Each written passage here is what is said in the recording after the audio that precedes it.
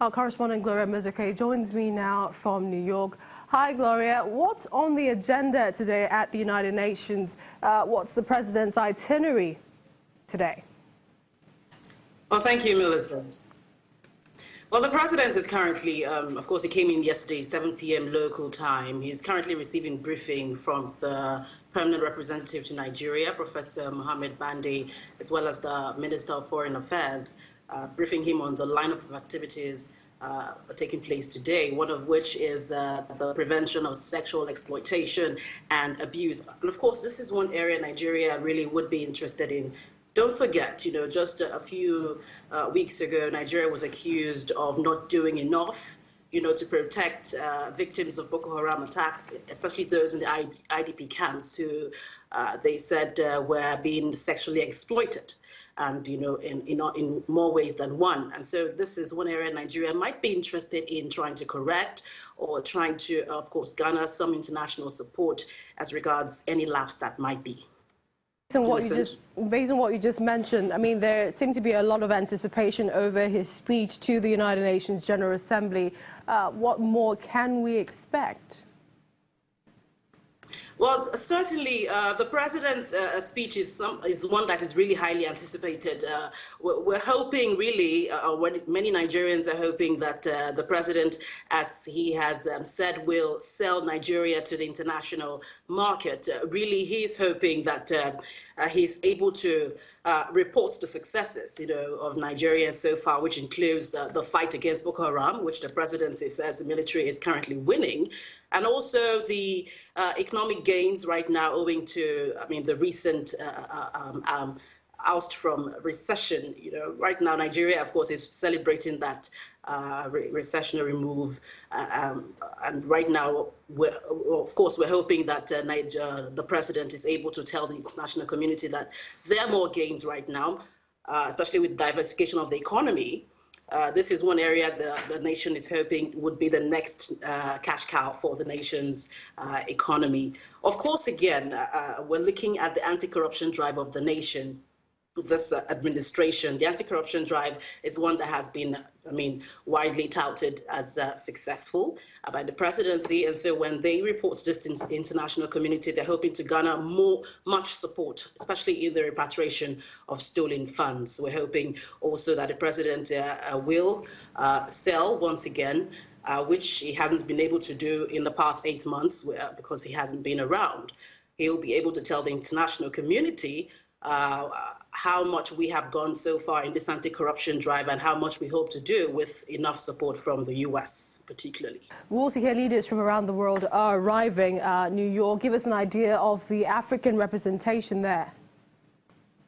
Okay, we have about 9 African leaders. We have leaders coming from Cote d'Ivoire, Ethiopia, Ghana, Guinea, Namibia, Senegal, South Africa, Uganda.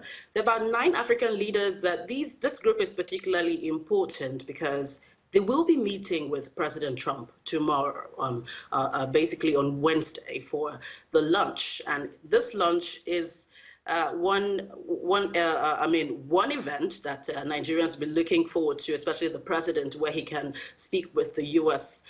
President on some of these areas where Nigeria is hoping to garner much more support from the U.S. and much more cooperation in the salient areas of challenge in Nigeria. Listen. Gloria Muzike, we'll keep in touch and get more updates from you in the coming days. Well, still talking about the issue of Mr. President in New York. We'll come back to that, but let's take you to heads of states. This is from Southern African Community, SADC. They have approved the deployment of a contingent force to Lesotho. This is comprising military, security, intelligence, and civilian experts. The meeting tagged the Double Troika Summit comes after the Commander of Defense Force, Lieutenant General Koantle Motso, was killed earlier this month, while 2 senior officers allegedly responsible for his murder were also killed during a barrack shootout. The tension in Lesotho had been red flagged at the recent SADC summit, which took place in Pretoria last month. As a region,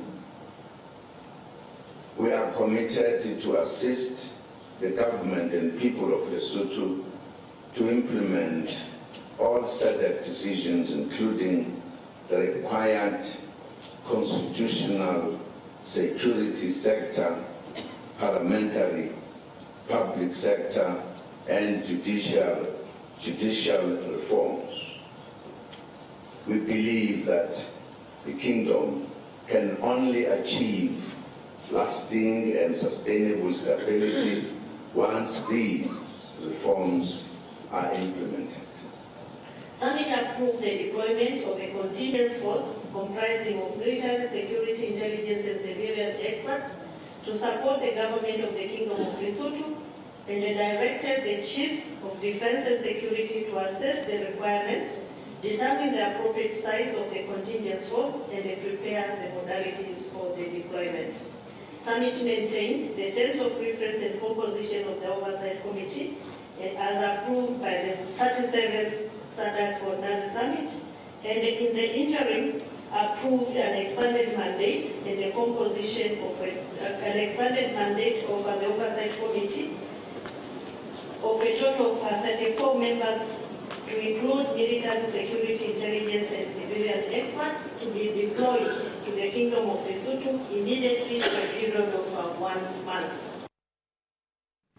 Still to come on Network Africa, called a year of discoveries. Egypt invests in its tourism sector. And of course, we'll be joined in the studio by Dr. Ferdinand Otto of the Department of Political Science at the University of Lagos for more on African leaders at the United Nations General Assembly.